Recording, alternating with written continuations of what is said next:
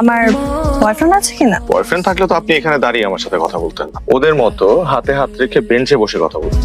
স্মার্টও আছেন দেখছি। তার মতো একজন অপরিচিত মানুষের সাথে আমার শহরে এত ভালো সময় কাটবে আমিও কখনো ভাবি। আমার না আপনাকে কিছু বলার আছে।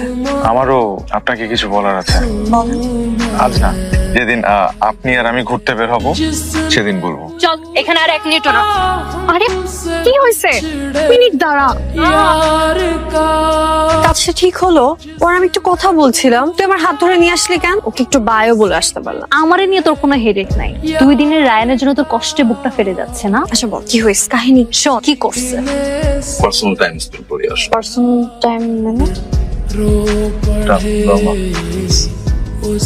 ধরি মাছ নাচুই পায়। তুমি প্রেম করবা কিন্তু এসব করবা না, তা কি হয় মাম্মা? তাছাড়া মাছ ধরতে হলে আমি তো একটু নামাই না। তুমি এত ভদ্র হলে প্রেম কেন? ঘরে বসে বই পড়ো। যা, আমার এসব ভালো লাগে না, আমার লজ্জা লাগে।